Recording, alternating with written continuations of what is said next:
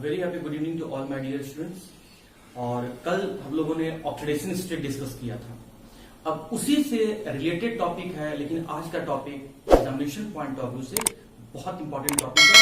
Very important topic we are going to discuss this evening. और topic है student हम लोग का आज नोमेनक्लेचर ऑफ कॉम्प्लेक्स सॉल्ट। एक नोमेनक्लेचर आप लोग पढ़े होंगे ऑर्गेनिक कंपाउंड का, क्योंकि बहुत सिंपल वे में आप लोग करना सीख गए थे।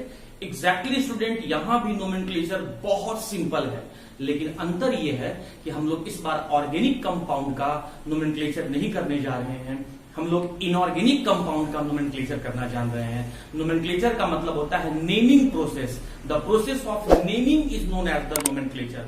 और इनऑर्गेनिक कंपाउंड में भी हम लोग सॉल्ट का, और सॉल्ट में भी हम लोग कॉम्प्लेक्स सॉल्ट डिस्कस करने जा रहे हैं। मतलब हम ऐसे सॉल्ट का नेमिंग करने जा रहे हैं जो वाटर में 100% डिसोसिएट नहीं होता है, या फिर हम सिंपल वे में कह सकते हैं विच gets partially dissociated in aqueous solution, then such type of salt is known as the complex and salt. And today we are going to discuss the process of naming, the nomenclature process of such type of या these type of complex salt. इसमें student अगर हम लोग कुछ points को याद रखें तो हम लोग का नेमिंग प्रोसेस बहुत आसान हो जाता है। और आपके जैक बोर्ड में मैक्सिमम टाइम, अगर पिछले आप 10 साल के क्वेश्चंस को अगर आप उठा के देखें तो इस चैप्टर से इसी टॉपिक से क्वेश्चन बार बार पूछा गया है। तो आप कुछ पॉइंट्स को आप याद रख ले।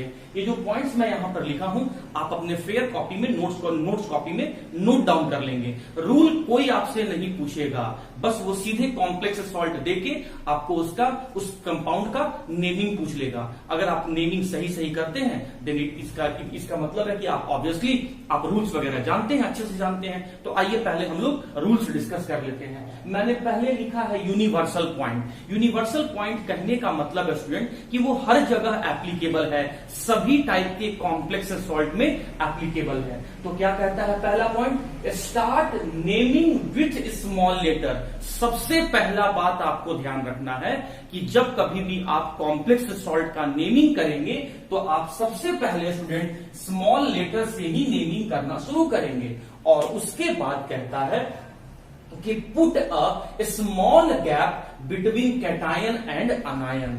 और कैटायन और अनायन के बीच में आप एक छोटा सा गैपिंग देंगे। क्यों गैपिंग देंगे स्टूडेंट? क्योंकि दोनों अपोजिट नेचर का स्पीसीज है। कैटायन जहां पॉजिटिवली चार्ज है, अनायन वहीं पर नेगेटिवली चार्ज है। एक आपका सिंपल आयन है तो दूसरा आपका कॉम्प्लेक्स आयन है। एक आपका आयोनाइजेबल स्फीयर है तो दूसरा आपका नॉन आयोनाइजेबल स्फीयर है। मैं क्या कहना चाह रहा हूं स्टूडेंट, आइए इसी बात को एक छोटे से एग्जांपल से डिस्कस कर लेते हैं। जैसे मैंने क्या किया, मैंने यहां पर एक कॉम्प्लेक्स सॉल्ट लिखा। लेट अस कंसीडर कि मैंने यहां पर एक कॉम्प्लेक्स सॉल्ट लिखा। इस कॉम्प्लेक्स सॉल्ट में आप क्या देख रहे हैं, कोई भी मॉलिक्यूल में दो पार्ट, कोई भी मॉलिक्यूल दो पार्ट के मिलने से बनता है, एक कैटायन और एक अनायन। अगर आप देखेंगे तो ये जो पोटेशियम लिखा हुआ है, जो स्क्वायर ब्रैकेट के बाहर वाला पोर्शन है स्टूडेंट, ये कैटायन है। और स्क्वायर ब्रैकेट के अंदर वाला जितने भी रिमेनिंग पोर्शन है ये सब के सब अनायन है। तो ये कैटायन और ये अनायन, ये पॉजिटिवली चार्ज, ये नेगेटिवली चार्ज, ये सिंपल पार्ट, ये कॉम्प्लेक्स पार्ट, ये आयोनाइजेबल पार्ट, ये नॉन आयोनाइजेबल पार्ट। एक जो है वो वाटर में डिसोसिएट कर रहा है और दूसरा जो है वो वाटर में डिसोसिएट नहीं कर रहा है। एक जो है वो मोबाइल है और दूसरा जो है वो इमोबाइल है, नॉट मूविंग है। एक जो है वो टेस्ट दे रहा है, मतलब कलर प्रोड्यूस कर रहा है किसी कंपाउंड के साथ रिएक्ट करवाने पर, और दूसरा जो है वो किसी तरह का कलर नहीं प्रोड्यूस कर रहा है। एक जहां पॉजिटिवली चार्ज है, दूसरी तरफ अगला वहां पर वो नेगेटिवली चार्ज है। एक कैटायन है और एक अनायन है। तो दोनों का नेचर ही डिफरेंट है स्टूडेंट। इसीलिए इस बेसिस पर, नेचर के डिफरेंस होने के बेसिस पर, लॉजिकली इस पॉइंट के कारण से हम लोग क्या करते हैं कि एक छोटा सा स्मॉल गैप क्रिएट करते हैं। स्मॉल गैप हम लोग वहां पर लिखते हैं between the name of the cation and अनायन। आप ये बात बिल्कुल ध्यान से समझेंगे और लिखेंगे। पॉइंट नंबर 2 आ जाइए स्टूडेंट। कहता है कि the name of cation is written first. ये तो यूनिवर्सल पॉइंट है।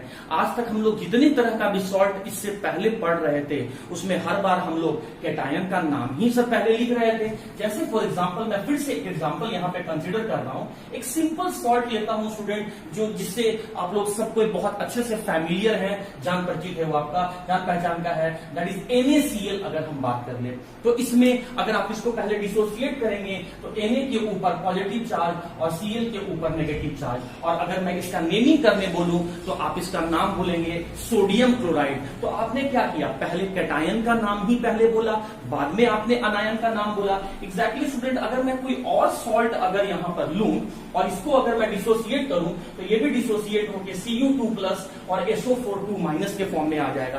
आप खुद यहां पर देखिए कि आप अगर मैं इसका नेमिंग करने के लिए बोलूं तो आप इसका नाम क्या बोलेंगे, कॉपर सल्फेट ही बोलेंगे। तो ऑब्वियसली आप पहले कैटायन का नाम बोल रहे हैं। एग्जैक्टली हम लोग कॉम्प्लेक्स सॉल्ट में भी यही काम करेंगे कि पहले कैटायन का नेमिंग करेंगे और तब उसके बाद अनायन का नेमिंग करेंगे। चलिए तो हम लोग देखेंगे कि कौन कैटायन है और कौन अनायन है। उम्मीद करते हैं कैटायन और अनायन तो आप पहचानते होंगे।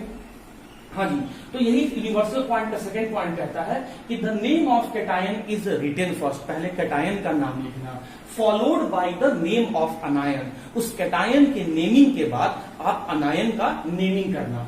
And do not right the subscript if present in the simple ion. कह रहा है कि पहले कैटायन का नाम लिखो और तब अनायन का नाम लिखना। लेकिन ध्यान रहे, अगर कैटायन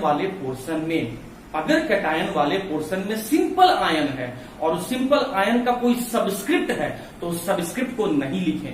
ये रूल मैं नहीं दिया हूं स्टूडेंट, ये रूल यूपैक सिस्टम के द्वारा दिया गया है और इस रूल को हम सभी को फॉलो करना होगा। हाँ, तो कहता क्या है जरा गौर करें, आप यहां पर एग्जाम्पल पे गौर करें, आपको अपने आप अभी समझ में आ जाएगा स्टूडेंट।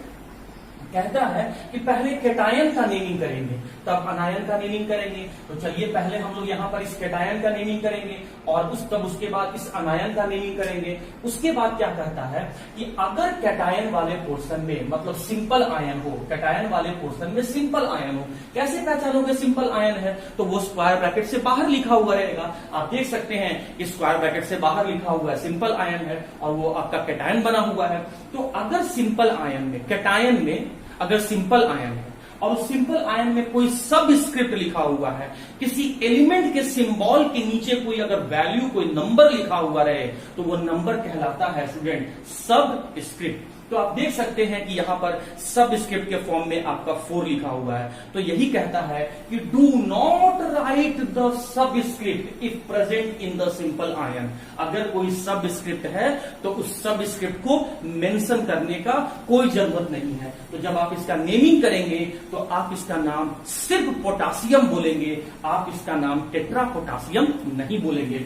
एग्जैक्टली स्टूडेंट, अगर मैं ये वाले कंपाउंड के बारे में अगर मैं बात कर लूं, अगर मैं ये वाले कंपाउंड के बारे में अगर मैं बात कर लूं, अगर मैं इस कंपाउंड के बारे में अगर मैं बात करता हूं स्टूडेंट, तो फिर से आप देख सकते हैं कि यहां पर भी आपका जो कैटायन वाला पोर्शन है वो कैटायन वाला पोर्शन सिंपल आयन के मिलने से बना है और सिंपल आयन के मिलने से बना है। तो उसमें आप यहां पर जो नंबर लिखा हुआ है उस नंबर को मेंशन नहीं करेंगे, आप इसका नाम सिंपली सोडियम बोलेंगे, आप इसका नाम ट्राई सोडियम नहीं बोलेंगे। एग्जैक्टली अगर मैं एक और एग्जाम्पल कंसीडर करूं, अगर मैं इसी तरीके से एक और एग्जाम्पल कंसीडर करूं स्टूडेंट, तो आपको क्या कहा गया है पॉइंट नंबर 2 में कि पहले कैटायन का नेमिंग करना है, उसके बाद आपको अनायन का नेमिंग करना है। और अगर कैटायन वाले पोर्शन में सिंपल आयन आ रहा है और सिंपल आयन का कोई सबस्क्रिप्ट है तो उस सबस्क्रिप्ट का आपको मेंशन करने का जरूरत नहीं है। मतलब इसका नाम आपको सिर्फ Fe के लिए, Fe सिंबल का मतलब क्या होता है, Fe सिंबल किस एलिमेंट का होता है, आयरन का।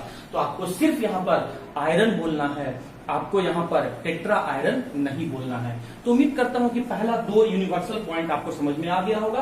कहता है कि किसी का भी नेमिंग करें तो स्मॉल लेटर से करें और कैटायन और अनायन के बीच में एक छोटा सा गैपिंग देंगे due to difference in their nature. Second point कहता है कि जब कैटायन और अनायन का नेमिंग करना शुरू करें तो पहले कैटायन का नेम लिखें, उसके बाद अनायन का नेम लिखें। और अगर कैटायन वाले पोर्शन में कोई सबस्क्रिप्ट आपको दिखता है तो उस सबस्क्रिप्ट को आप नहीं लिखें। Do not right the any subscript if present in the simple ion. तो ये था स्टूडेंट आपका यूनिवर्सल पॉइंट, जो मैंने यहां पर 2 पॉइंट अभी ओके स्टूडेंट्स, तो 2 यूनिवर्सल पॉइंट को समझने के बाद हम लोग अगले पॉइंट की तरफ आते हैं। देखिए, आप जितना क्वेश्चन प्रैक्टिस करेंगे ना, उतना ज्यादा रूल्स को आप बहुत इजी वे में समझ सकते हैं। और यकीन मानो, मैं लिटरली बोल रहा हूं स्टूडेंट कि ये कॉम्प्लेक्स सॉल्ट का नोमेनक्लेचर का जो पोर्शन है, ये बहुत इजी पोर्शन है। बस आपको जरूरत है तो क्वेश्चन प्रैक्टिस करने का। हाँ जी, तो मैं क्या किया हूं स्टूडेंट कि कॉम्प्लेक्स सॉल्ट को मैं 3 कैटेगरी में डिवाइड कर दिया हूं। एक ऐसा कैटेगरी जिसमें आपको जो लीगेंड्स होंगे वो सारा का सारा एक ही टाइप के होंगे, सेम टाइप के होंगे। जैसे मैं एग्जांपल के फॉर्म में अगर बात करूं तो चलिए मैं एग्जांपल के फॉर्म में, देखिए मैं यहां पर एक कॉम्प्लेक्स सॉल्ट को लिख दे रहा हूं।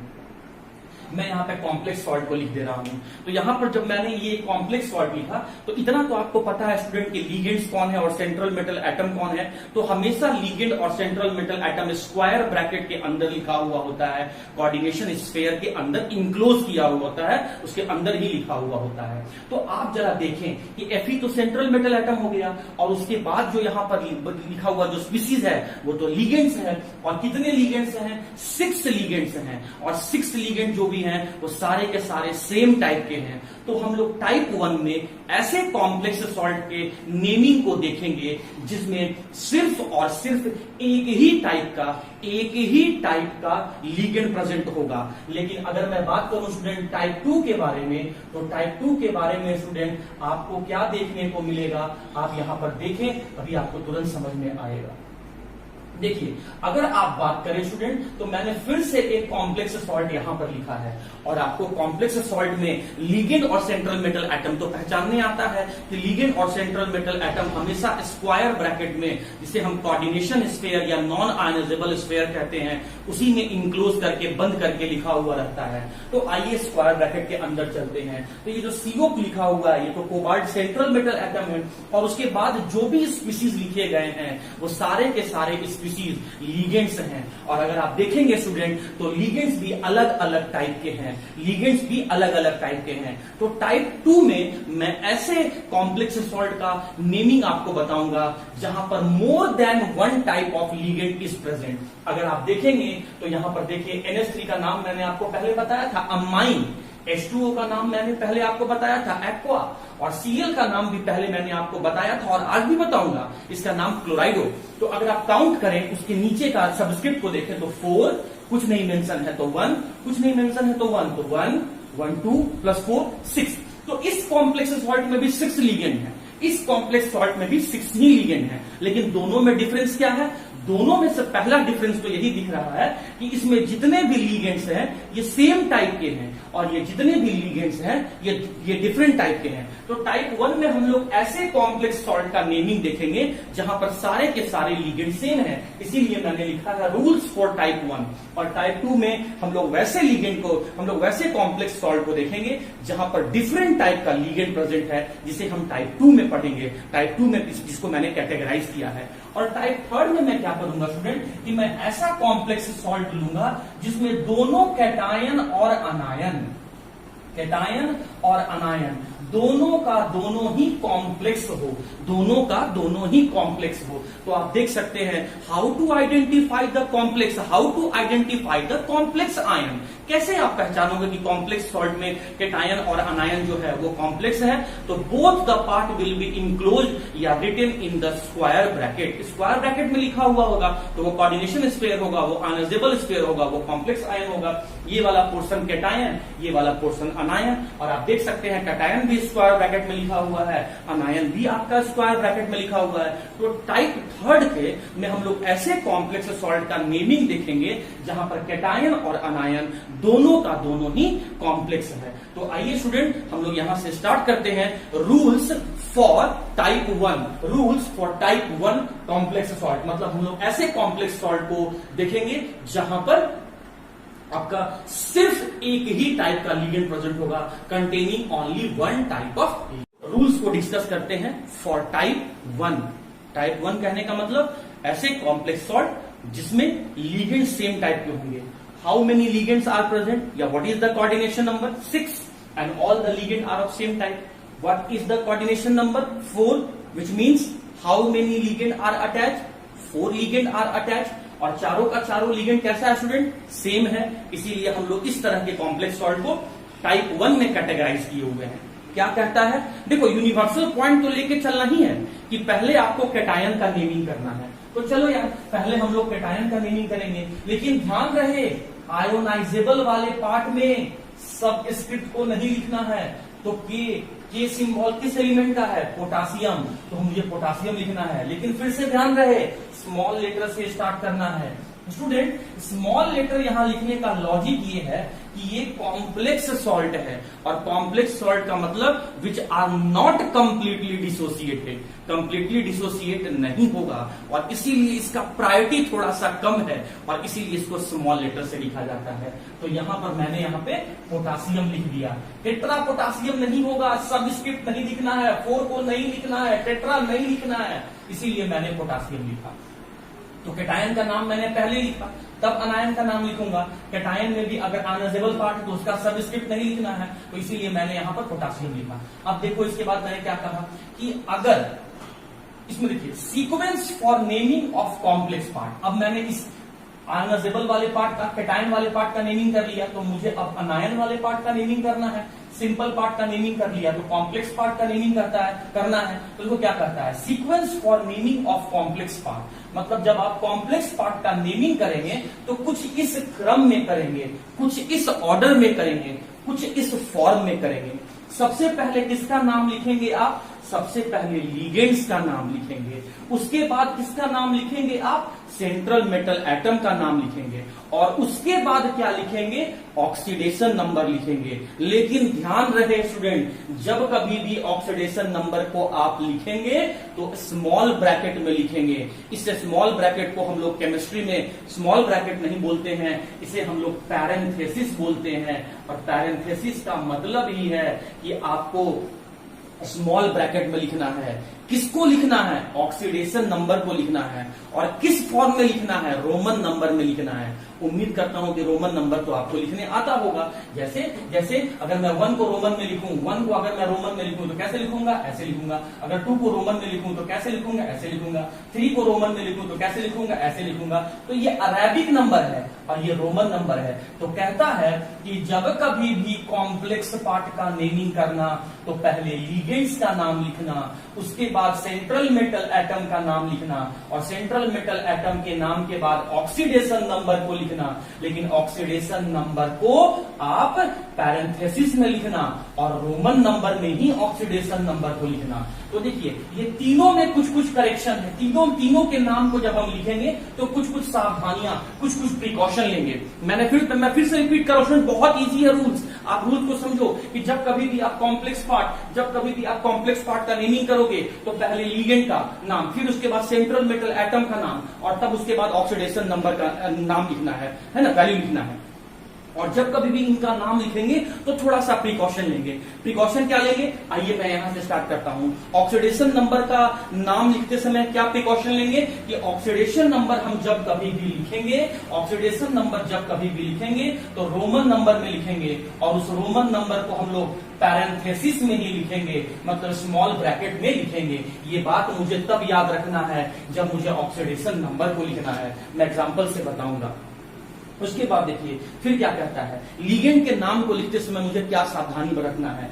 इफ लिगेंड इज अनायनिक, अगर लिगेंड अनायनिक है तो एंड एंड्स विथ आइड, ए और आइड, ये बात मैं पहले बता चुका हूं आपको। क्या कहता है कि अगर जो लिगेंड का नाम लिखने जा रहे हो, अगर वो लिगेंड अनायनिक है और उसका नाम आइड से, एट से या आइड से खत्म होता है, तो सिर्फ आपको क्या करना है, ई को हटाना है और ओ को लगाना है। जैसे आइए देखिए Cl का नाम क्या है, क्लोराइड। ये जितने भी मैंने इधर एग्जांपल लिया है ये सब का सब अनायनिक लिगेंड है, और सभी के नाम के आखिरी में या तो आइड आएगा, या तो एट आएगा, या तो आइट आएगा। देखिए Cl का नाम क्या है, क्लोराइड, तो हमें क्लोराइड नहीं लिखना है, हमें क्लोराइडो लिखना है। ई को हटा देना है, ओ को लगा देना है, और नाम क्या हो जाएगा, क्लोराइडो हो जाएगा। Br का नाम, Br माइनस का नाम क्या होता है? ब्रोमाइड। लेकिन ये अनायनिक लिगेंड है तो मुझे यहां से E को हटाना है और O को लगाना है, ब्रोमाइडो। Cn माइनस का नाम क्या हो जाएगा? साइनाइडो, साइनाइडो। NO2 माइनस का नाम क्या हो जाएगा? नाइट्रोएन। क्यों नाइट्रोएन हो गया? क्योंकि इसमें नाइट्रोजन और ऑक्सीजन दोनों का दोनों डोनर एटम है, लेकिन एक समय में कोई एक ही एटम जो है वो लिगेंड का कोई एक ही एटम जो है वो सेंट्रल मेटल एटम को अपना लोन पेयर डोनेट कर रहा है, और जो डोनेट कर रहा है उसका नाम आपको मेंशन करना होगा। तो कौन इस समय डोनेट कर रहा है? जो आगे लिखा हुआ है, आगे कौन सा एलिमेंट लिखा हुआ है? नाइट्रोजन। तो इसका नाम क्या हो गया? नाइट्रोएन। इसका नाम क्या हो गया? नाइट्रो ओ। इसमें डोनर एटम कौन है? ऑक्सीजन है। होने के लिए डोनर एटम ऑक्सीजन नाइट्रोजन दोनों है, बट नाउ इस समय में इस लिगेंड में अभी डोनर एटम कौन है? ऑक्सीजन है, इसीलिए नाइट्रो ओ। उसी तरीके से SCN माइनस का नाम क्या हो जाएगा? थायोसाइनाइटो S। और NCS माइनस का नाम क्या हो जाएगा? थायोसाइनाइटो N। तो लिगेंड का नाम लिखते समय आपको ध्यान रखना है कि लिगेंड अनायनिक है, लिगेंड न्यूट्रल है, कि लिगेंड कैटायनिक है। अगर लिगेंड न्यूट्रल है तो फिर उसका नाम, या फिर आपको उसका नाम में कुछ चेंजिंग करना होगा। जैसे NH3 का नाम क्या हो जाएगा? अमोनिया नहीं, अमाइन। H2O का नाम वाटर नहीं, एक्वा। CO का नाम कार्बन मोनोऑक्साइड नहीं, कार्बोनिल। NO का नाम नाइट्रिक ऑक्साइड नहीं, नाइट्रोसिल। और EN का नाम जो होगा वो होगा इथाइलिन डाइएमीन। तो लिगेंड का नाम को लिखते समय मुझे इस बात का, या हमें इस बात का ध्यान रखना है कि लिगेंड किस कैटेगरी का है। अगर लिगेंड न्यूट्रल कैटेगरी का है तो वो आपको ध्यान रखना है कि उसका नाम चेंज होगा या नहीं होगा। और अगर लिगेंड अनायनिक कैटेगरी का है और नाम के आखिरी में आइड 8 और आइट आता है तो E को हटा दो और O को लगा दो। अगर आप लिगेंड का नाम लिखना सीख गए तो कॉम्प्लेक्स सॉल्ट का नेमिंग आप समझ जाओगे। सबसे ज्यादा जो मैं फील किया हूं स्टूडेंट लोग को दिक्कत होता है या गलती करता है, वो लिगेंड का नेम को लिखने के समय गलती कर देता है। इसीलिए स्टूडेंट लिगेंड का जब कभी नाम लिखें तो बहुत सावधानी से लिखें। 3 तरह के लिगेंड को आप याद रखें। लिगेंड कैटायनिक है, लिगेंड अनायनिक है, कि लिगेंड न्यूट्रल है। न्यूट्रल में कुछ एग्जांपल्स को आप यहां पर जो मैंने मेंशन किया है उसको आप याद रखें। लिगेंड अगर अनायनिक है तो उसको आप याद रखें। और लिगेंड अगर आपका ये न्यूट्रल लिगेंड है तो न्यूट्रल लिगेंड अगर है तो आप इसके नाम को याद रखें। लिगेंड अगर आपका अनायनिक है तो आप इसको याद रखें। और लिगेंड अगर कैटायनिक है तो उसके नाम के पीछे NIUM नियम याद रखें। ये पोर्शन मैं पहले डिस्कस किया हूं तो इस बात को आपको दिमाग में रखना है। तो ऑक्सीडेशन नंबर लिखते समय क्या ध्यान रखना है कि मुझे ऑक्सीडेशन नंबर रोमन में लिखना है। उसके बाद उस ऑक्सीडेशन नंबर को पैरेंथेसिस में क्लोज करना है। और ऑक्सीडेशन नंबर मुझे कब लिखना है? सेंट्रल मेटल एटम के नाम के बाद मुझे ऑक्सीडेशन नंबर लिखना है। लिगेंड के लिए मैंने बता दिया कि लिगेंड को लिखते समय ध्यान रखना है कि न्यूट्रल है, अनायनिक है, कि कैटायनिक है। अब मैं आता हूं सेंट्रल मेटल एटम के नेमिंग प्रोसेस पर कि सेंट्रल मेटल एटम का नेमिंग में हमें क्या सावधानी रखना पड़ता है या क्या।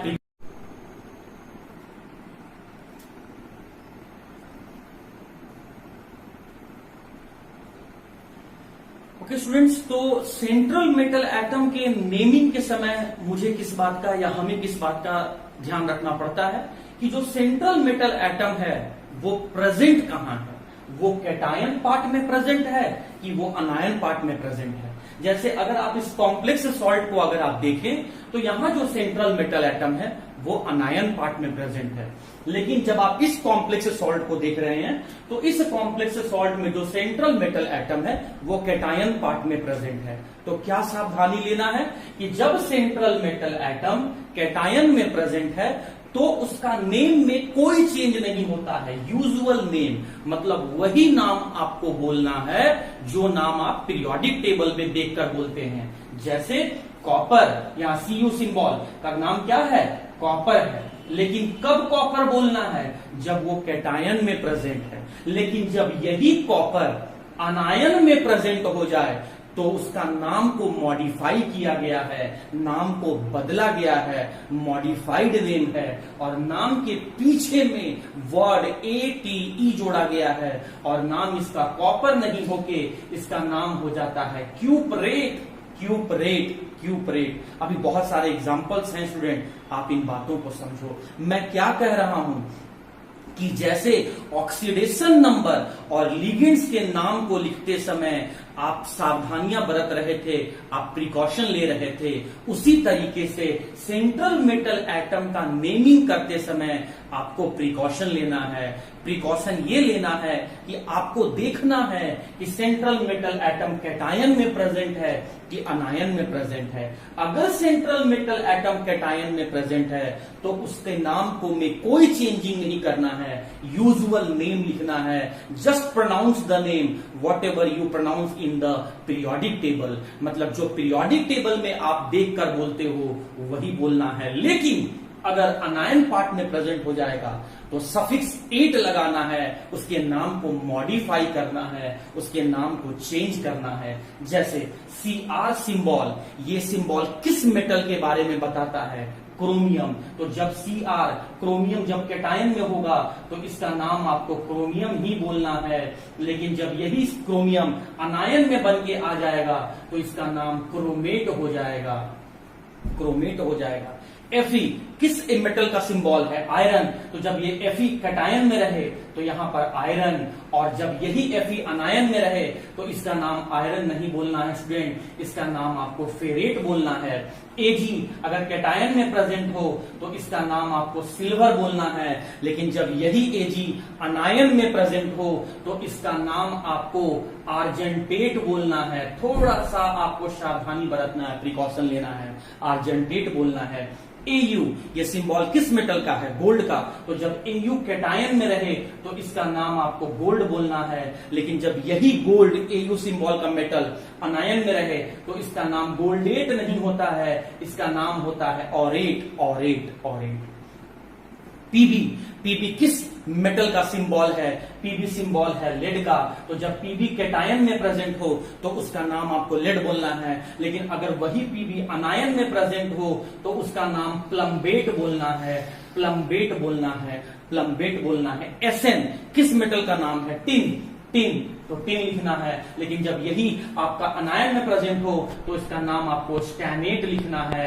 इसी तरीके से आपको सभी मेटल्स का ध्यान रखना है कि जब मेटल व सेंट्रल मेटल एटम अनायन में आए तो उसके नाम को चेंज करना है। अगर मैग्नीशियम होता तो यहां पर कैटायन में तो मैग्नीशियम ही लिखते हैं, लेकिन यहां पर हम लोग यहां पर मैंगनेट लिखते हैं। तो स्टूडेंट आपको दिमाग में रखना होगा कि जो सेंट्रल मेटल एटम है वो कैटायन में है कि अनायन में है। अगर मैं इस कॉम्प्लेक्स सॉल्ट में देखूं तो यहां सेंट्रल मेटल एटम अनायन में है, और अगर मैं इस कॉम्प्लेक्स सॉल्ट में देखूं तो यहां सेंट्रल मेटल एटम कैटायन में है। तो 3 बात को तो आपको ध्यान रखना है। देखो पहला पॉइंट मैंने क्या बोला, कोई भी नाम लिखना स्मॉल लेटर से शुरू करना और कैटायन और अनायन के बीच में गैपिंग देना, ये पहला पॉइंट आपको याद रहेगा। दूसरा पॉइंट क्या है आपको याद रखना है स्टूडेंट कि सेकेंड पॉइंट क्या है कि जब कभी भी हम कॉम्प्लेक्स वाले पार्ट का नेमिंग करेंगे तो पहले लिगेंड, तब सेंट्रल मेटल एटम और तब ऑक्सीडेशन नंबर। लिगेंड के नाम को लिखते समय क्या सावधानी बरतेंगे कि अगर अनायनिक है तो ई को हटाओ, ओ को जोड़ो। अगर कैटायनिक है तो लास्ट में NiUm नियम वर्ड को जोड़ दो। और अगर अनायनिक है तो अनायनिक लिगेंड में 4 का नाम को ध्यान रखना है, अमाइन, एक्वा, कार्बोनिल और नाइट्रोसिल। सेंट्रल मेटल एटम में क्या सावधानी बरतना है कि अगर कैटायनिक पार्ट में है तो नाम में कोई चेंज नहीं करना है, लेकिन अनायनिक पार्ट में आएगा तो नाम में आपको 8 वर्ड को जोड़कर थोड़ा सा मॉडिफाई करना है। और उसके बाद थर्ड में ऑक्सीडेशन नंबर जब कभी लिखना तो पैरेंथेसिस में लिखना, और किस फॉर्म में लिखना, किस रूप में लिखना, उसे रोमन नंबर में लिखना। लेकिन किसके बाद लिखना? सेंट्रल मेटल एटम के बाद लिखना, लिगेंड, सेंट्रल मेटल एटम और ऑक्सीडेशन नंबर। तो आइए मैं यहां पर 2 एग्जांपल आपसे डिस्कस कर देता हूं। ये 2 एग्जांपल को समझते हैं। हाँ जी, क्या मैंने रूल बताया था? स्मॉल लेटर से स्टार्ट करो और पहले कैटायन का नाम लिखो। तो चलो मैं कैटायन का नाम लिख रहा हूं। कैटायन का नाम तब अनायन का नाम, कैटायन का नाम तब अनायन का नाम। कैटायन का नाम क्या है? सिंबल क्या लिख रहा है? के, और इसके नीचे सबस्क्रिप्ट है। सबस्क्रिप्ट को तो देखना ही नहीं है, तो फिर के सिंबल किसको बताता है? ये बताता है पोटासियम मेटल को। तो चलिए स्मॉल लेटर से स्टार्ट करते हैं। तो ये मैंने यहां पर लिखा पोटासियम, स्पेलिंग पर ध्यान रखना, पोटासियम, पोटासियम। और इस कैटायन और अनायन के बीच में गैपिंग देना है। तो चलो अब इस कॉम्प्लेक्स का नेम लिखना है। तो कॉम्प्लेक्स का नेम हम लोग को पहले किसको लिखना है? लिगेंड को। तो लिगेंड का नेमिंग ये रहा लिगेंड, तो क्या लिख रहा है? 6 के लिए हम लोग क्या लिखेंगे? हेक्सा, और लिगेंड CN का नाम मैंने क्या बताया था, साइनाइड इसको पढ़ते हैं, लेकिन नाम के पीछे ई आ रहा है तो ई हटेगा और नाम क्या हो जाएगा, साइनाइडो। तो ये हो गया हेक्सासाइनाइडो। तो लिगेंड का नाम हो गया। मैंने सीक्वेंस क्या बताया था स्टूडेंट, देखो मैं यहाँ सीक्वेंस लिख रहा हूँ, लिगेंड, सेंट्रल मेटल एटम और ऑक्सीडेशन नंबर, यही मैंने लिखा था, लिगेंड, सेंट्रल मेटल एटम और ऑक्सीडेशन नंबर। लिगेंड आपने लिख दिया, अब किसका बारी आया, सेंट्रल मेटल एटम। तो इन तीनों के नेम को लिखते समय प्रिकॉशन लेना है। लिगेंड के नेम को लिखते समय हम लोगों ने प्रिकॉशन लिया, ई को हटाया, ओ को जोड़ दिया। सेंट्रल मेटल एटम के नेम के लिखते समय प्रिकॉशन क्या लेना है कि हमें ध्यान रखना है कि वो कैटायन पार्ट में है कि अनायन पार्ट में है। अभी सेंट्रल मेटल एटम क्या है, अनायन पार्ट में है, तो इसका नेम को क्या करें, यूजुअल लिखे कि मॉडिफाई लिखे, मॉडिफाइड करके लिखेंगे। तो देखिए आयरन के लिए, देखिए Fe के लिए क्या हो जाएगा, फेरेट। तो यहां पर मैंने लिखा फेरेट, यहां पर मैंने लिखा फेरेट। सेंट्रल मेटल एटम के नाम के बाद किसको लिखना है, ऑक्सीडेशन नंबर। और इसके नाम को लिखते समय क्या सावधानी बरतना है कि हमें इसके ऑक्सीडेशन नंबर को पैरेंथेसिस में लिखना है और रोमन नंबर में है। और ऑक्सीडेशन नंबर मैंने आपको कैलकुलेट करना कल ही बताया है। तो बताइए इसमें यहाँ पर Fe का ऑक्सीडेशन नंबर क्या हो जाएगा, 2। तो यहाँ पर मैंने लिख दिया यहाँ पे 2। तो ये हो गया आपका नेम। बताइए कितना इजी वे में इसका नेमिंग हो गया। तो आइए स्टूडेंट हम लोग अब यहाँ पर हम लोग दूसरे कॉम्प्लेक्स सॉल्ट का नेम। ओके स्टूडेंट्स, तो हम लोग इस कॉम्प्लेक्स सॉल्ट का नेमिंग करते हैं। क्या दिमाग में रखना है बात, स्मॉल लेटर से स्टार्ट करना है, पहले कैटायन का नाम फिर अनायन का नाम। तो चलिए स्मॉल लेटर से स्टार्ट करेंगे, पहले कैटायन का नाम और तब अनायन का नाम। तो कैटायन हमको कैसा दिख रहा है स्टूडेंट, कैटायन हमें कॉम्प्लेक्स दिख रहा है। तो इसके लिए सीक्वेंस क्या हम लोग को फॉलो करना है, पहले लिगेंड, उसके बाद सेंट्रल मेटल एटम और उसके बाद हमें ऑक्सीडेशन नंबर लिखना है। तो चलिए पहले लिगेंड का नेमिंग स्टार्ट करते हैं। तो NH3 का नाम क्या है, आप अमोनिया बोलेंगे, नहीं, आप इसका नाम अमाइन बोलेंगे। तो आइए इसका नेमिंग लिखते हैं। तो यहां से मैंने लिखा अमाइन, लेकिन ये क्या दिख रहा है, 4। तो 4 के लिए क्या हो जाएगा, टेट्रा। तो इसका नाम हो गया टेट्रा। और NH3 के लिए अमाइन, और अमाइन में क्या लिखना है, डबल M। यहां पर दो बात आपको ध्यान में रखना स्टूडेंट, हाँ जी, टेट्रा का A और अमाइन का A दोनों में से किसी को रिमूव नहीं करना है। ये यूपैक के द्वारा दिया गया रूल्स है, हम लोग इसमें कोई चेंजिंग अपने तरफ से नहीं कर सकते हैं। तो टेट्रा का A भी रहेगा और अमाइन का A भी रहेगा, और अमाइन का नेम में आपको डबल M लिखना है, इस बात को आप ध्यान में रखेंगे। चलिए लिगेंड का नाम आपने लिख दिया, फिर किसका नाम लिखोगे आप, सेंट्रल मेटल एटम का। जब कभी भी इनका नाम लिखना प्रिकॉशन सावधानी जरूर बरतते रहना। सेंट्रल मेटल एटम का जब हम नेमिंग करेंगे तो इस बात को समझेंगे कि सेंट्रल मेटल एटम कैटायन में है कि अनायन में है। आप क्या देख रहे हैं कि सेंट्रल मेटल एटम कैटायन में है, और जब सेंट्रल मेटल एटम कैटायन में होता है तो उसका नाम एज इट इज लिखते हैं, यूजुअल नेम ही लिखते हैं, कोई मॉडिफिकेशन नहीं करते हैं। तो Cu सिंबल किसका है, कॉपर का है। तो ये मैंने यहाँ पर कॉपर लिख दिया, ये मैंने यहाँ पर कॉपर लिख दिया। उसके बाद ऑक्सीडेशन नंबर, और ऑक्सीडेशन नंबर मैं कैलकुलेट करना कल आपको बताया था। अगर मैं यहाँ पे ऑक्सीडेशन नंबर कैलकुलेट करूं तो कितना आएगा, 2 आएगा। और किसमें लिखना है, पैरेंथेसिस में लिखना है, इसीलिए मैंने रोमन नंबर और पैरेंथेसिस यहाँ यूज कर लिया। हो गया भाई, कैटायन का बात हो गया। अब बात आता है अनायन का। तो अनायन के नेमिंग में हमें छोटा सा गैपिंग देना है, due to difference in their nature और द बिहेवियर। और SO4 का नाम क्या है, सल्फेट। सल्फेटो नहीं होगा, सल्फेटो कब होता, जब वो लिगेंड होता। और लिगेंड कैसे पहचानोगे, वो स्क्वायर ब्रैकेट में लिखा होता। अरे ये तो स्क्वायर ब्रैकेट से बाहर है, तो आप वो क्यों लगा रहे हो लास्ट में, आप नाम को चेंजिंग करने के लिए क्यों सोच रहे हो, वो तो तब सोचोगे जब वो लिगेंड बन के आएगा। ये तो आपका नॉर्मल अनायन है, इसीलिए इसका नाम सल्फेटो नहीं, इसका नाम सल्फेट हो जाएगा। बस आपको गैपिंग देना है, इसीलिए मैंने यहाँ पर गैपिंग क्रिएट किया। तो उम्मीद करता हूं इस कॉम्प्लेक्स सॉल्ट का भी आप नेमिंग सीख गए होंगे। अब मैं एग्जाम्पल के फॉर्म में 4-5 एग्जाम्पल लेता हूं, जहां मैं टाइप 1 मतलब एक ही तरह का लिगेंड रखने वाले कॉम्प्लेक्स सॉल्ट का मैं एग्जांपल आपसे डिस्कस करूंगा, और प्रैक्टिस तो आपको करना है स्टूडेंट। ओके स्टूडेंट्स, तो इतनी बातों को समझने के बाद आइए हम लोग कुछ क्वेश्चंस सॉल्व कर लेते हैं। क्या दिमाग में रखना है, पहले कैटायन का नाम फिर अनायन का नाम, और नाम हमेशा स्मॉल लेटर से। क्यों स्मॉल लेटर से, ये मैंने आपको बता दिया। गैपिंग कहां देना है, कैटायन और अनायन के बाद में। और जब कॉम्प्लेक्स पार्ट आ जाए तो कॉम्प्लेक्स पार्ट में पहले किसका नाम लिखना है, लिगेंड का, फिर सेंट्रल मेटल एटम का, फिर ऑक्सीडेशन नंबर का, और तीनों के नाम के लिखते समय हमें प्रिकॉशन लेना है। चलो अब मैं यहां पर लिखना शुरू करता हूं। तो देखो ये रहा सेंट्रल मेटल एटम और ये रहा लिगेंड। पहले किसका नाम लिखोगे आप? पहले लिगेंड का नाम लिखोगे। तो देखिए 4 के लिए आप क्या लिखोगे स्टूडेंट? टेट्रा, स्मॉल लेटर से। तो चलिए 4 के लिए मैंने क्या लिखा यहां पर? Tetra, tetra. और CO का नाम क्या था? कार्बन मोनोऑक्साइड, नहीं कार्बोनिल। तो ये रहा, मैंने यहां पर लिखा कार्बोनिल। लिगेंड का नाम हो गया। उसके बाद किसको लिखना है? सेंट्रल मेटल एटम को। तो सेंट्रल मेटल एटम क्या यहां पर आपका देखिए कैटायन है, अनायन है, क्या है? तो देखिए यहां पर इसके ऊपर कोई चार्ज नहीं दिख रहा है। अगर यहां पर नेगेटिव चार्ज इसके ऊपर होता तो अनायन होता, और अगर इसके ऊपर पॉजिटिव चार्ज होता तो कैटायन होता। कोई भी चार्ज नहीं दिख रहा है तो न्यूट्रल है। और नाम में मॉडिफिकेशन, सेंट्रल मेटल एटम के नाम में मॉडिफिकेशन तब करना है जब वो अनायन पार्ट में हो। नेगेटिव चार्ज तो मुझे कहीं दिख नहीं रहा है, अनायन तो है नहीं, तो नाम में कोई चेंजिंग नहीं करेंगे। तो Ni सिंबल मेटल का नाम क्या है? निकल। तो आप इसके जगह में सिंपल निकल लिख दो, निकल लिख दो, निकल लिख दो। अब जब सेंट्रल मेटल एटम को लिख दिए तो उसके बाद किसको लिखना है? Oxidation number. और ऑक्सीडेशन नंबर के नाम को कैसे लिखना है? पैरेंथेसिस में लिखना है और रोमन नंबर में लिखना है। तो यहां से जब इसका ऑक्सीडेशन नंबर कैलकुलेट करोगे तो ये क्या आएगा आपका? 0। हाँ, यहां पर 0 आपको मेंशन करना है। 0 ये बताता है कि हमने जो यहां पर कॉम्प्लेक्स सॉल्ट लिया है वो कॉम्प्लेक्स सॉल्ट न्यूट्रल नेचर का है। तो आपको ये कंपलसरी है, मैंडेटरी है, ये आपको रूल है कि कुछ भी ऑक्सीडेशन नंबर हो, चाहे वो आपका 0 हो या नॉन 0 वैल्यू है, you have to write that number in the parenthesis. अब आते हैं सेकेंड एग्जाम्पल। पहले किसका नाम? कैटायन का। फिर किसका नाम? अनायन का। नाम कैसे लिखना है? स्मॉल लेटर से।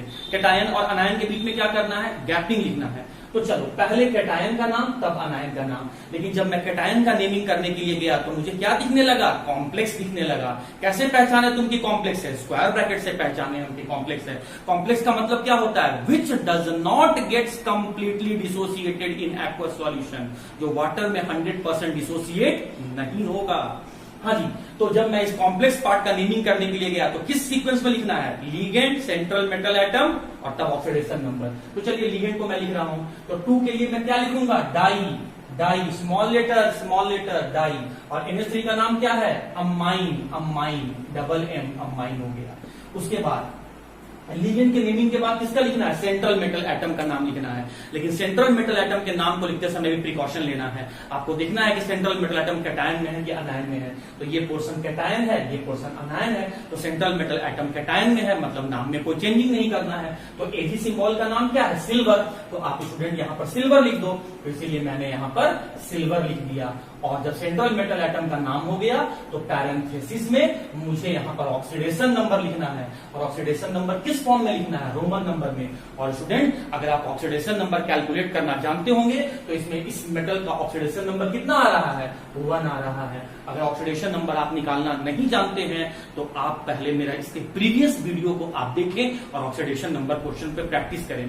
एग्जामिनर नोमेनक्लेचर वाले क्वेश्चन को क्यों पूछता है? क्योंकि नोमेनक्लेचर क्वेश्चन को अगर पूछेगा तो इससे ये एग्जामिनर को ये पता चल जाता है कि स्टूडेंट को नेमिंग करने आता है कि नहीं, स्टूडेंट को ऑक्सीडेशन नंबर लिखने आता है कि नहीं। तो इसीलिए एक क्वेश्चन पूछ के वो आपसे 2 कंसेप्ट को चेक कर लेता है।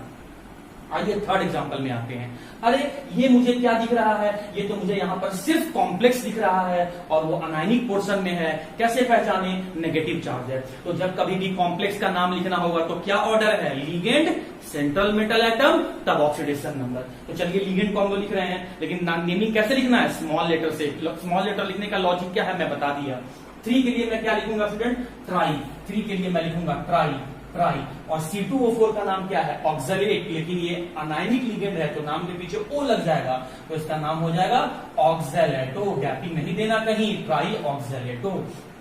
जब लिगेंड का नाम हो गया तो सेंट्रल मेटल एटम का नाम। और सेंट्रल मेटल एटम के नाम लिखने में भी मुझे सावधानी बरतना है, प्रिकॉशन लेना है कि सेंट्रल मेटल एटम कैटायन में है कि अनायन में है। अभी देखिए सेंट्रल मेटल एटम अनायन में है। कैसे पहचाने कि अनायन में है? तो ये पूरा कॉम्प्लेक्स वाले के ऊपर नेगेटिव चार्ज लिखा हुआ है, मतलब जितने भी लिगेंड और सेंट्रल मेटल एटम यहाँ लिखे हैं सारे के सारे अनायनिक ही हैं। तो इसके नाम में मॉडिफिकेशन होगा। और क्रोमियम नहीं बोलेंगे, क्रोमेट बोलेंगे, क्रोमेट बोलेंगे। तो यहाँ पर मैंने यहाँ पर लिख दिया क्रोमेट, क्रोमेट। और जैसे ही मैं सेंट्रल मेटल एटम का नाम लिखा उसके बाद मुझे पैरेंथेसिस लगा के मुझे यहाँ ऑक्सीडेशन नंबर लिखना है रोमन नंबर में, और ऑक्सीडेशन नंबर मैंने आपको निकालना बताया था। जैसे अगर मैं इस मेटल का निकालूं तो क्या मान लेता हूं x, और अब मुझे पता है C2O4 के ऊपर चार्ज क्या होता है -2, तो -2 कितने टाइम्स है, 3 टाइम है, तो इंटू 3 कर दिया। अब तो कुछ है नहीं, कोई बचा हुआ नहीं है, तो इन सब का सम क्या होगा, इन सब का सम 0 कब होता, जब ये न्यूट्रल होता,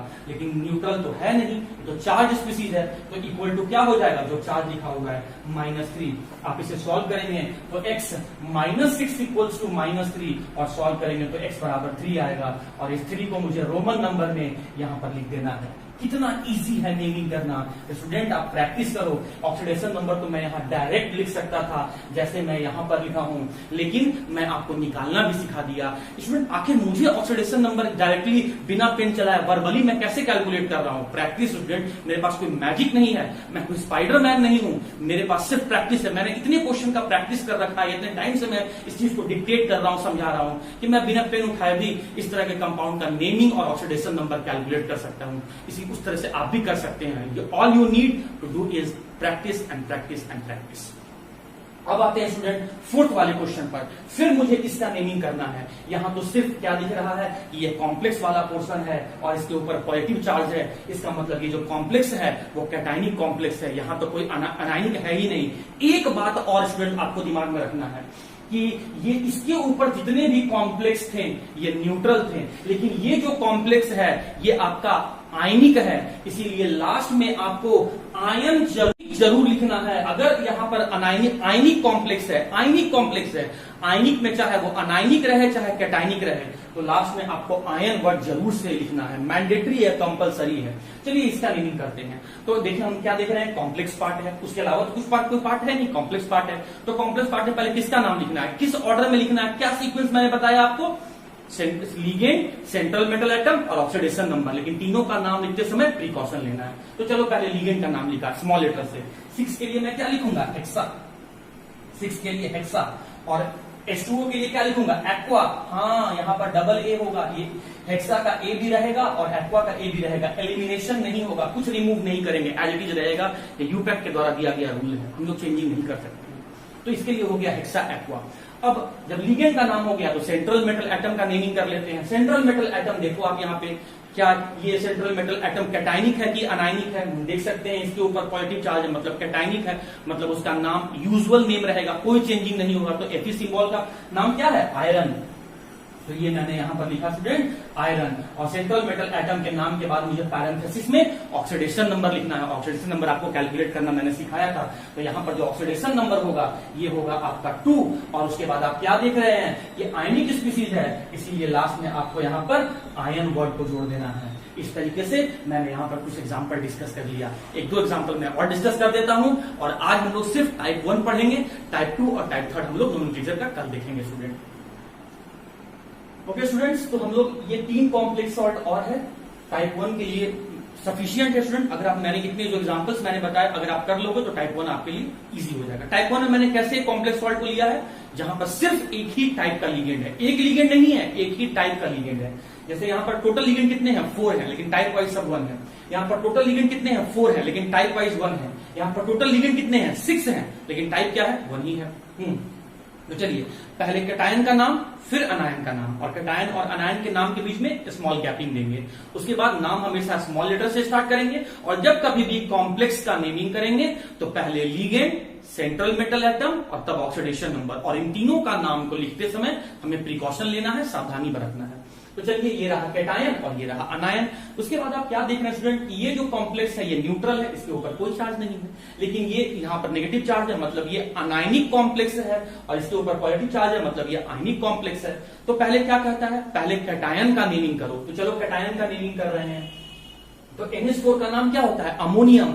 नीचे का सब स्क्रिप्ट को नहीं लिखना है, मैं बार बार बोल रहा हूं, सब स्क्रिप्ट को नहीं लिखना है, डाई अमोनियम नहीं होगा, अमोनियम होगा। NH4 का नाम अमोनियम होता है, तो इसीलिए हम लोग यहां पर लिखे अमोनियम, अमोनियम, अमोनियम, अमोनियम।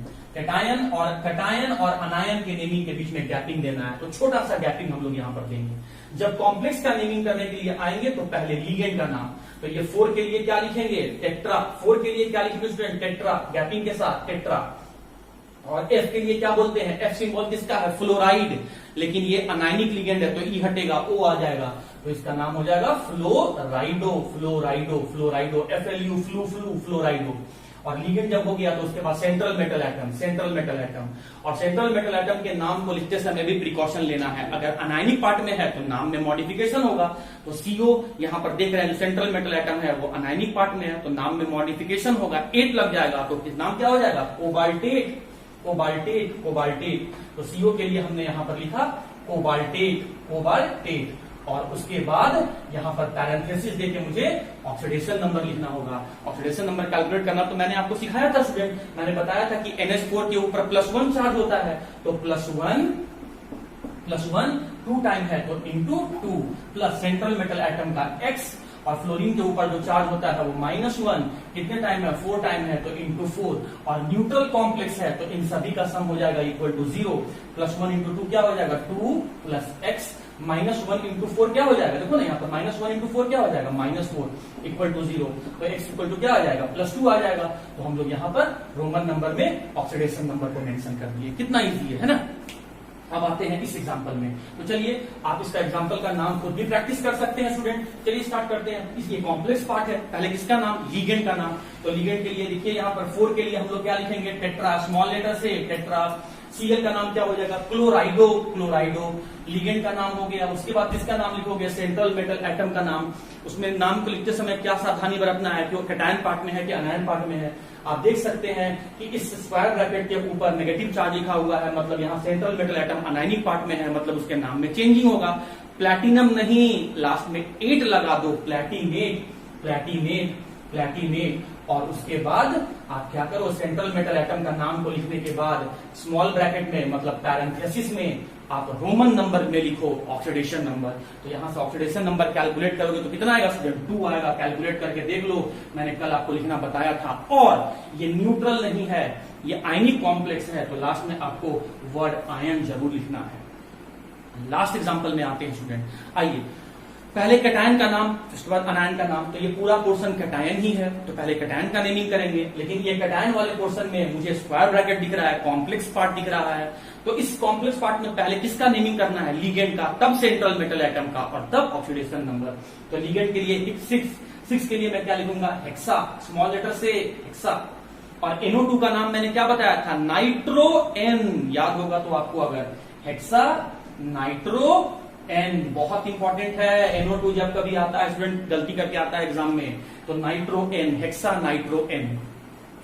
जब आपने लिगेंड का नाम लिख दिया तो सेंट्रल मेटल एटम का नाम लिखो, और सेंट्रल मेटल एटम के नाम को लिखते समय ध्यान रखना है कि वो कैटायन में है कि अनायन में है। अभी तो सेंट्रल मेटल एटम के ऊपर चार्ज पॉजिटिव दिख रहा है, मतलब कैटायन में है, मतलब इसके नाम में कोई मॉडिफिकेशन नहीं होगा। ये नाम इसका एज यूजुअल रह जाएगा, जो आप प्रोनाउंस करते हैं पीरियोडिक टेबल को देखकर, वही नाम बोलना है यहाँ। तो Na के लिए क्या हो जाएगा, निकेल। Na के लिए क्या हो जाएगा, निकेल, निकेल, निकेल, कोई गैपिंग नहीं, कोई गैपिंग नहीं। और सेंट्रल मेटल एटम के बाद आपको स्क्वायर ब्रैकेट में यहाँ पर ऑक्सीडेशन नंबर लिखना है, मतलब यहाँ पर square bracket sorry small bracket में या पैरेंथेसिस में आपको ऑक्सीडेशन नंबर लिखना है। तो ऑक्सीडेशन नंबर कैलकुलेट करना मैंने आपको बताया था स्टूडेंट। सेंट्रल मेटल एटम के लिए मैंने क्या मान लिया, X। इसके ऊपर चार्ज कितना होता है, -1, तो यहां मैंने लिखा -1 कितने टाइम है, इंटू 6। और सभी का, अब तो कुछ बचा नहीं, तो सभी का सम इक्वल टू क्या हो जाएगा, जो चार्ज प्रेजेंट है दैट इज +1। सॉल्व करोगे तो x - 6 इक्वल्स टू 1, और यहां से अगर आप सॉल्व करोगे तो ये सॉल्व होकर आ जाएगा स्टूडेंट आपका 7। ये सॉल्व करने पर ये आपका यहाँ पे आ जाएगा 7, है ना। तो चलिए अब हम लोग यहां से देखते हैं। तो यहाँ पर मैंने रोमन नंबर में यहाँ पर मैंने 7 लिखा, और यहाँ पर ये पॉजिटिव चार्ज है, ये आयनिक कॉम्प्लेक्स है, तो लास्ट में हम लोग यहाँ पर आयन लिख दिए। तो इस तरीके से आप यहाँ पर एक फर्स्ट टाइप का नोमेनक्लेचर हो गया। सेकेंड टाइप में कल हम लोग ऐसे कॉम्प्लेक्स सॉल्ट का नेमिंग देखेंगे जहां पर मोर देन 1 टाइप का लिगेंड आएगा, और कल ही मैं टाइप 3 भी आपको यहाँ पर सॉल्व करवा दूंगा क्वेश्चन। आज मैं कम इसीलिए सिर्फ टाइप 1 पढ़ा के इसलिए मैंने छोड़ दिया स्टूडेंट, क्योंकि कल मैंने आपको ऑक्सीडेशन नंबर बताया, तो आप ऑक्सीडेशन नंबर को बहुत अच्छे ढंग से प्रैक्टिस करो, उसके बाद ही आपको नोमेनक्लेचर वाला पोर्शन पढ़ना है, और एग्जामिनेशन पॉइंट ऑफ व्यू से बहुत इंपॉर्टेंट है। और मैं बार बार बोल रहा हूं, मैं यहां पर जितना क्वेश्चन भी बना दूं उससे कोई फर्क नहीं पड़ेगा। आप कितना क्वेश्चन प्रैक्टिस करते हो यही मैटर करता है। तो इसीलिए घर में बैठे और खूब प्रैक्टिस करें, क्योंकि अभी तो आपको समय घर में जो मिला हुआ है उसमें तो आप मैक्सिमम टाइम अपना यूज कर सकते हैं सेल्फ स्टडी करने के लिए। तो स्टूडेंट, आज के लेक्चर को मैं यहीं पर रोक रहा हूं, कल हम लोग यहीं से आगे प्रोसीड करेंगे। Till then